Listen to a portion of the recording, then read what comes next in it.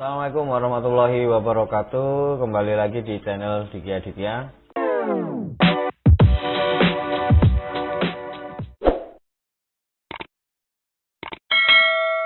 Di konten kali ini saya akan membahas bagaimana pengalaman saya selama 1 bulan memotret wildlife, memotret burung di alam liar.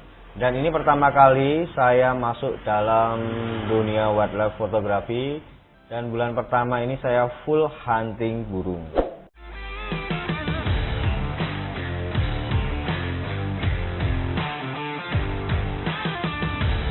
Oke, kita langsung aja bahas soal EOS R6 ya. Awal mula yang saya rasakan menggunakan EOS R6 itu bukan masalah fitur-fiturnya yang saya buka gitu. Jadi langsung saya pegang tuh, nyaman banget nih. Nih kan 4 jari pas, dan menurutku ringkas banget ini untuk pengaturan exposure-nya. Jadi nggak harus bolak-balik ke menu. Desainnya juga walaupun besar, tapi ini tetap menurut saya cukup untuk full frame. Ya nggak masalah lah, istilahnya ya wis, itu emang generasi sekarang. Kalau saya udah gitu aja sih. Lalu kalau ngomongin soal megapiksel, saya masih banyak keraguan sebenarnya dari kamera yang sebelumnya saya pakai. Itu EOS R6 itu cuma 20 megapiksel, kamera yang sebelum saya pakai itu sudah 24 megapiksel. Sebenarnya kayak saya itu lebih suka megapikselnya yang cukup gede, karena saya lebih seringnya untuk digital manipulasi, untuk karya-karya kreatif seperti itu. Tapi bukan berarti dengan 20 megapiksel ini tidak tajam ya, karena tadi saya berasumsi bahwa pertama kali memegang, setelah saya mempraktekkan, saya lihat filenya, aku rasa ini sudah sangat cukup untuk saya.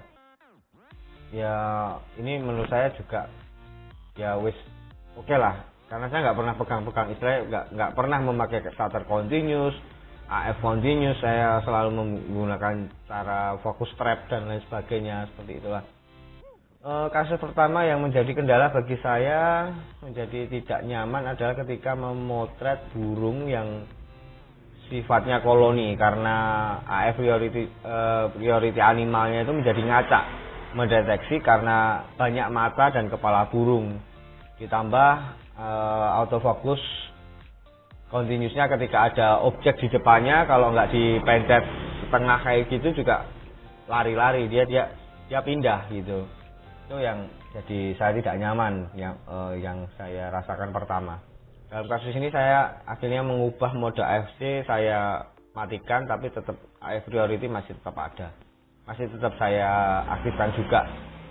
Oke, di kesempatan berikutnya saya datang masih di daerah Solo Raya, tadi Sukoharjo, sekarang di Boyolali, lebih tepatnya di Waduk Cengklek. Karena saya juga masih pemula, maka saya tidak terlalu mikirin nih burung apa yang harus saya cari dan prioritaskan. Lalu memang karena nggak ada yang saya cari, ya wes, apa aja, burung apa aja lewat, hajar, tembak, wes, di foto aja gitu. Yang penting momennya bagus, menurut saya seperti itu. Dari perjalanan, untuk videonya juga teman-teman juga bisa cek video sebelumnya, di mana saya hunting burung blekok di Waduk Cengklek.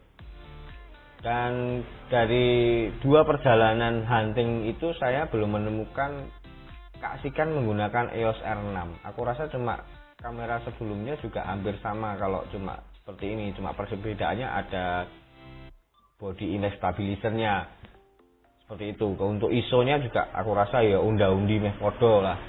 Terus mulai dari focus tracking, AFC, cuman ini AF priority-nya memang agak berbeda, lebih cepat lagi. Mulai dari focus tracking, AFC priority nggak ISO ya sampai 11-12, cuman ya memang EOS R ini lebih menurut saya lebih istimewa di seri Canon. Sepertinya seri mirrorless EOS R ini cukup mengagetkan karena di EOS M menurut saya sangat wagu ya. Masih penasaran dengan data fotografi, pada akhirnya saya meminta perpanjangan waktu sama Mas Dani. Mas, saya minta 2 minggu lagi, barangkali saya masih bisa pakai. Oh nggak apa-apa, bawa aja karena belum ada acara, belum ada yang istilahnya belum ada mau dipakai gitu kan. Oke, lanjut di petualangan saya yang ketiga, saya menuju ke Waduk Mulus, Karjo. Di situ saya benar-benar memperhatikan satu burung, yaitu kingfisher yang itu burung kecil tapi gesit banget dan bikin saya penasaran itu kingfisher.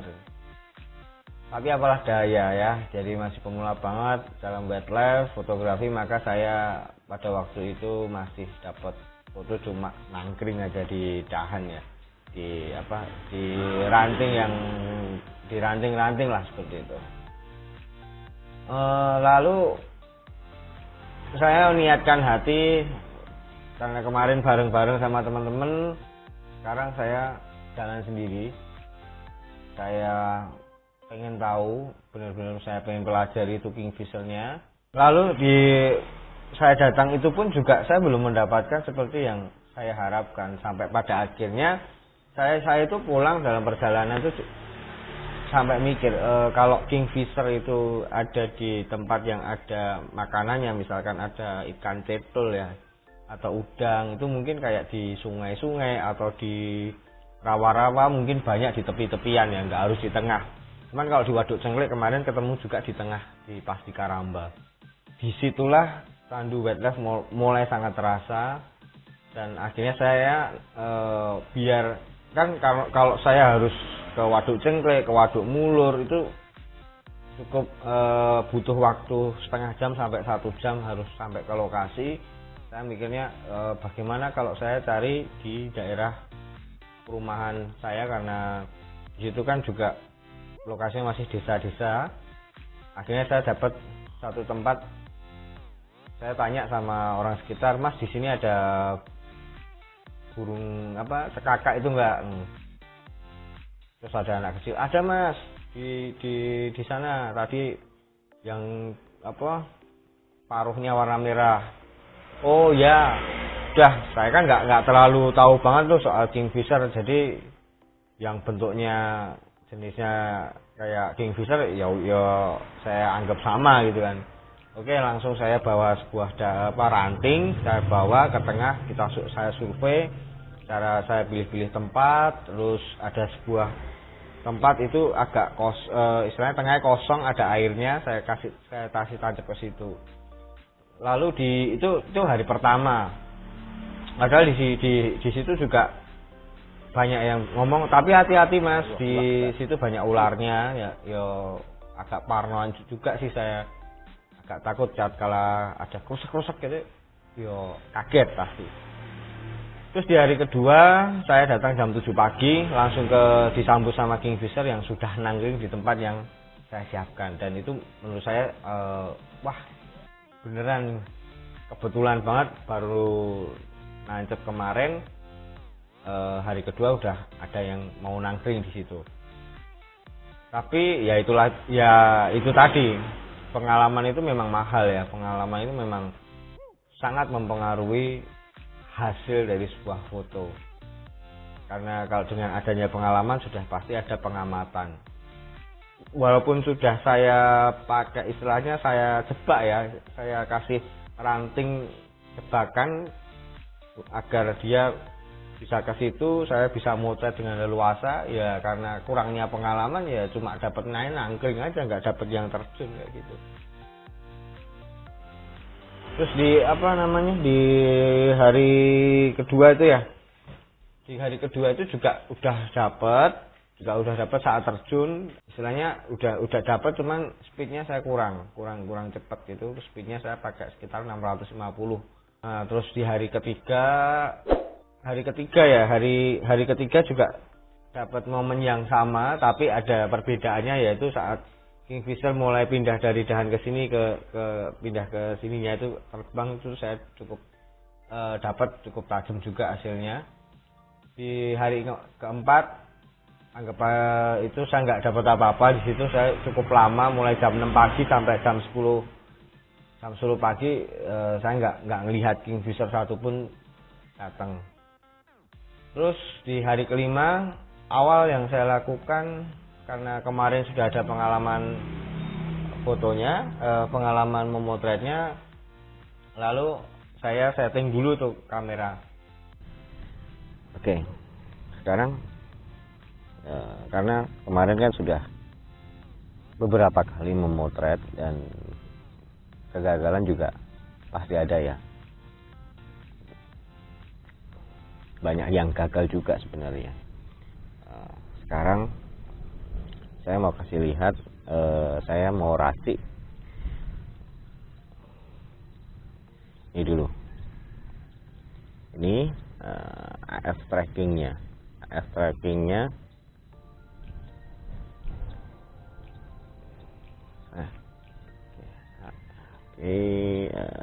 Area detection. Enable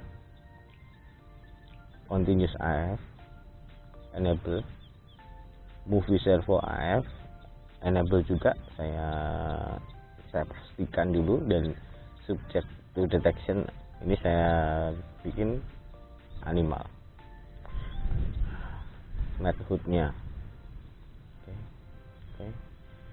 AF operation servo reset. Jadi kalau ingin cepat juga di Q nih, di Q. Nah, sekarang ini ISO-nya belum pasti ya, nanti saya kasih tahu lagi. Terus ini jangan sampai lupa juga, ini ada full AF sama stabilizernya ini, dan AF-nya jangan lupa diaktifin. Kadang-kala saya juga saat autofokusnya saya matikan, itu berarti saya sudah mode dalam menunggu. Jadi saya pakai manual fokus, menunggu, misalkan kayak habis, kayak burung yang terbang itu hanya di lokasi titik fokus itu aja. Jadi saya pastikan untuk AF-nya saya matikan. Kadang-kala takutnya karena terlalu istilahnya selalu fokusnya ngejar terus gitu kan. Kadang-kala entah itu burungnya atau kita sendiri kalau pegang lensa juga, kalau nggak kebiasa pakai tele agak gemeteran, nah itu takutnya meleset malah fokus ke objek belakangnya. Jadi gitu untuk sementara cara saya set ini kemampuan. Oh ya, sama satu lagi, ini saya pakai high plus, ini bisa 20 frame per second ya kalau nggak salah.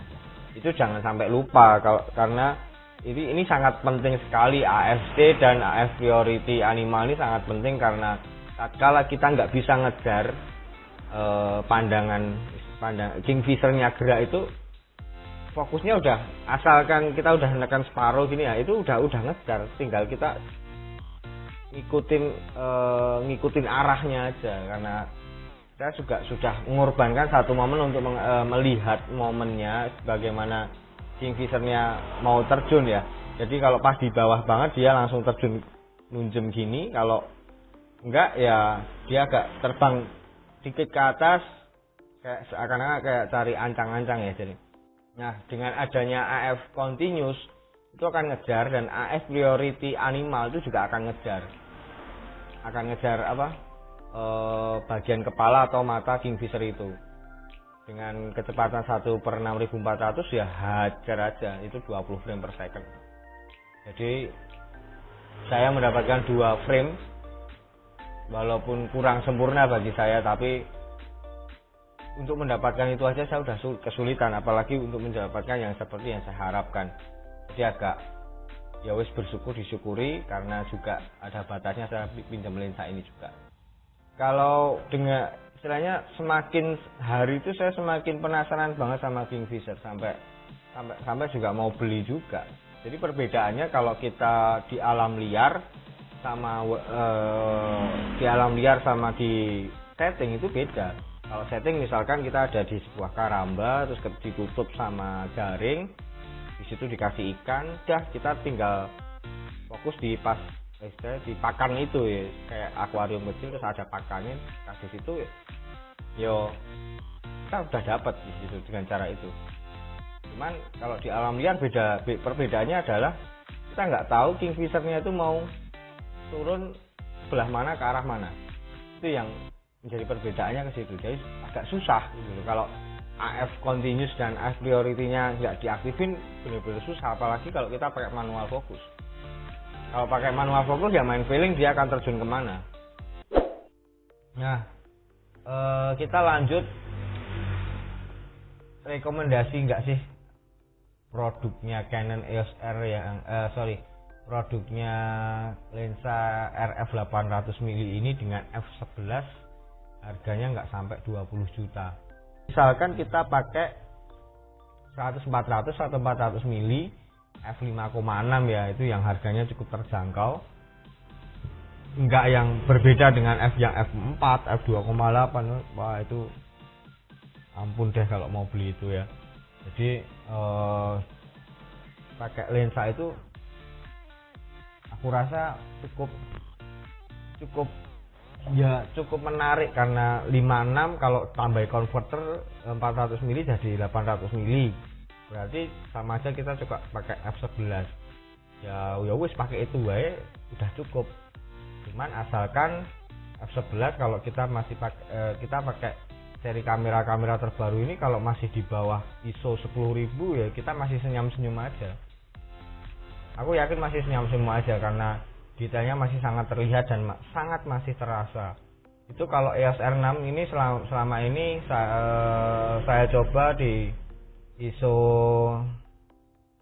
12.000 ke atas atau 20.000 ke atas, itu baru sangat terasa ISO-nya baru sangat terasa grinding-nya atau noise-nya gitu loh. Jadi untuk ISO 1000 sampai 10.000 aja saya edit yo wis masih aman gitu. Jadi nggak perlu khawatir lah untuk soal ISO. Terus untuk 20 frame per second itu tadi saya lebih jelaskan bahwa jadi mungkin yang kita dengar kayak 10 frame per second, tapi ternyata saat data itu keluar itu ada tanda panah, kayak mungkin ada kayak sebelum gerakan ini ada ini atau sudah ini ada ini gitu kan. Di EOS R itu kan, EOS R6 itu kan ada menu di bagian key-nya ini, kalau dipencet itu ada keluar apa namanya, mau pakai full frame atau APS-C yang 1:6, crop faktornya 1:6. Lah itu kualitasnya seperti apa? Nah ini saya akan tunjukkan perbedaannya, apakah berkurang enggak kualitasnya. Terus cuma aku rasa cuma kayak di crop aja gitu loh, tetap aja kualitasnya sama gitu. Tapi seringkali saya nggak pakai istilahnya kalau pakai 800 mili jadi 1000 berapa itu, 1200 ya mungkin ya. Jadi saya seringkali pakainya 800 milinya biar agak lebih lebar. Jadi mending nanti saya crop di komputer gitu loh, di PC. Terus di bokeh, istilahnya bokeh enggak sih dengan menggunakan lensa 800 mili RF ini? Fokusnya cepet enggak sih? Untuk fokusnya sangat cepet menurut saya. Istilahnya udah kompatibel banget sama EOS R sama lensa RF ini. Kalau udah digabungin udah sangat kompatibel banget, udah sangat expert ya.